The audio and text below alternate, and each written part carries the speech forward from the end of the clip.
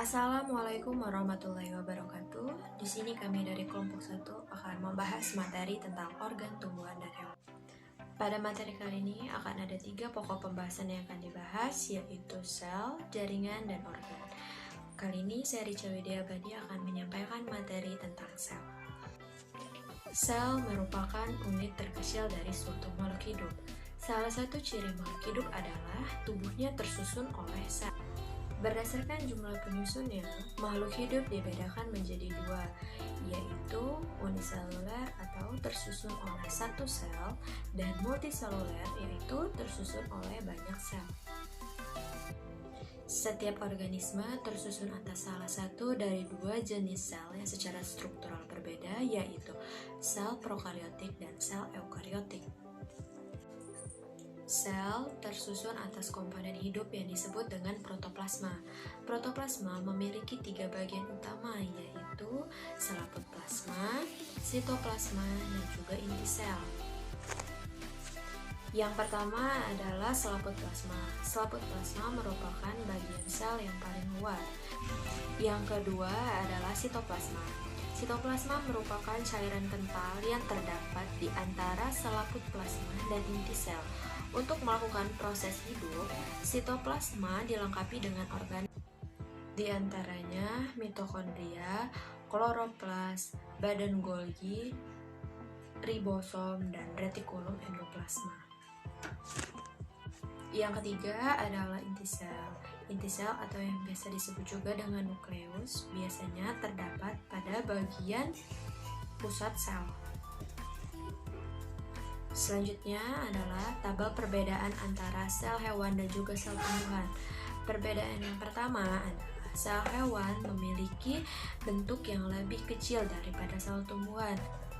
Yang kedua, sel hewan tidak memiliki bentuk yang tetap, sedangkan sel tumbuhan memiliki bentuk yang tetap. Yang ketiga, sel hewan tidak memiliki dinding sel, sedangkan sel tumbuhan memiliki dinding sel. Lalu yang keempat adalah sel hewan tidak memiliki klorofil, sedangkan sel tumbuhan memiliki klorofil. Dan yang kelima adalah sel hewan tidak memiliki vakuum. Walaupun terkadang sel hewan uniseluler memiliki vakuum, tetapi bentuknya tidak sebesar sel tumbuhan. Selanjutnya, sel hewan mampu menyimpan makanan dalam bentuk glikogen, sedangkan sel tumbuhan menyimpan tenaga dalam bentuk biji atau granul.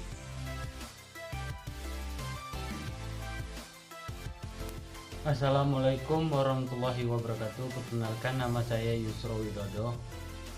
Saya akan menjelaskan tentang jaringan hewan dan manusia. Jaringan hewan dan manusia memiliki bermacam-macam jaringan. Di antaranya A. Jaringan epitel. Jaringan epitel adalah jaringan penutup seluruh permukaan tubuh dan permukaan rongga tubuh. Fungsi jaringan itu adalah sebagai pelindung tubuh, penyerap zat, sebagai kelenjar, dan sebagai penerima terangsang. B. Jaringan otot. Jaringan otot tersusun atas sel-sel otot. Sifatnya utama, jaringan otot adalah kemampuannya berkontraksi dan bertanggung jawab dalam melakukan gerakan.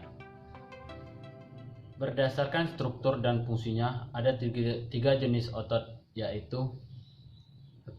Otot lurik, tersusun dari sel-sel berbentuk silinderis panjang dengan banyak inti di bagian pinggir.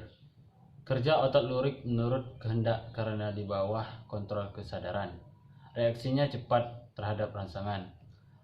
Otot polos. Otot polos tersusun atas sel-sel yang berbentuk lonjong dengan satu inti di tengahnya serta miofibliknya homogen. Kerja otot polos ini menurut kehendak dan reaksi lambat. Otot polos terdapat pada dinding saluran pencernaan, pernapasan, pembuluh darah, dan pembuluh limfe. Otot jantung tersusun dari sel-sel berbentuk silindris panjang seperti otot lurik, bercabang dengan inti di tengah. Kerjanya tidak menurut kehendak reaksi terhadap rangsangan lambat. C. Jaringan penyokong. Jaring penyokong terdiri atas jaringan yang sel-selnya tersusun longgar. Jaringan penyokong dapat dibedakan menjadi 4 macam. Jaringan ikat terbagi 2. Jaringan ikat longgar, jaringan ikat padat. Jaringan rawan tersusun atas sel-sel pembuluh rawan dan matriks. Berdasarkan matriks penyusunnya, kartilago terdiri atas 3 macam, yaitu rawan hialin, rawan elastin, rawan fibrosa. Jaringan tulang. Tulang merupakan jaringan yang paling keras, terdiri dari sel-sel dan matriks yang rapuh berkapur. Jaringan darah. Darah terdiri atas sel-sel darah, kering-kering darah, dan plasma darah. Sel-sel darah meliputi sel darah merah, berperan dalam mengikat oksigen, dan sel darah putih, berperan dalam pertahanan tubuh. Jaringan limf atau getah bening. Jaringan getah bening terdiri atas bagian seluler berupa sel darah putih, limfosit, dan glomerulus, dan cairan yang mengandung glukosa, lemak, dan garam mineral. Sekian dan terima kasih. Jaringan syaraf. Jaringan syaraf merupakan jaringan yang terdiri dari kumpulan sel syaraf atau neuron. Jaringan syaraf tersusun atas sel-sel saraf atau neuron yang terhubung ke sistem saraf pusat. Kemudian ada jaringan lemak. Jaringan lemak terdiri atas sel-sel lemak berbentuk bulat atau poligonal.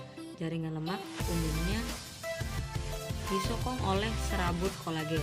Fungsi jaringan lemak adalah untuk menyimpan lemak, menyimpan cadangan makanan, dan melindungi hilangnya panas secara berlebihan.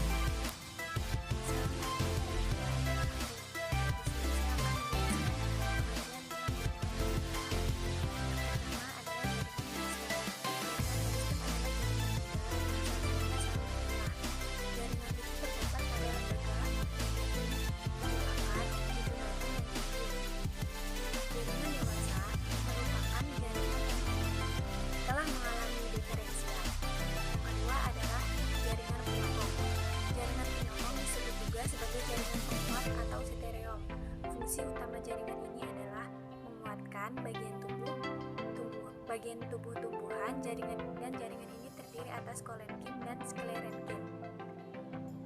Yang selanjutnya adalah jaringan pelindung, tersusun atas sel-sel epidermis yang tersusun rapat.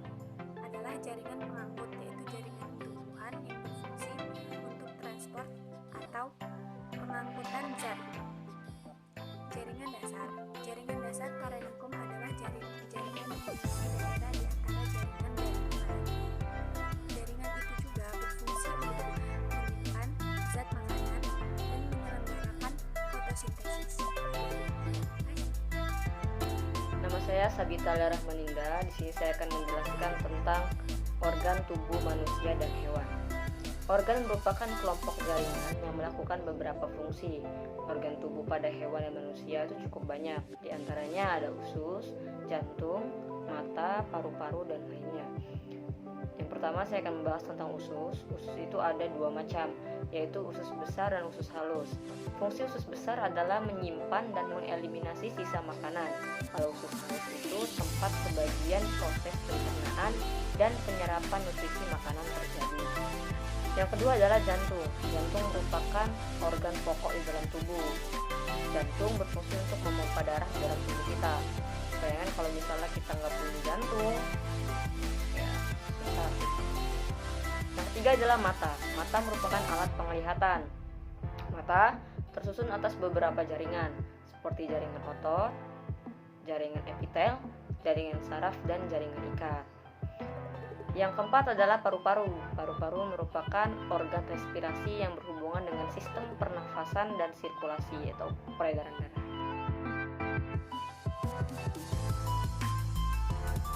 Warahmatullahi wabarakatuh. Saya Eva Maratu Soleha. Saya akan mempresentasikan tentang organ tumbuhan. Setiap organ tumbuhan memiliki fungsi masing-masing. Yang A, akar. Akar berfungsi untuk memanjatkan tubuh tumbuhan pada tempat hidupnya dan menyerap air, garam, mineral dari dalam tanah.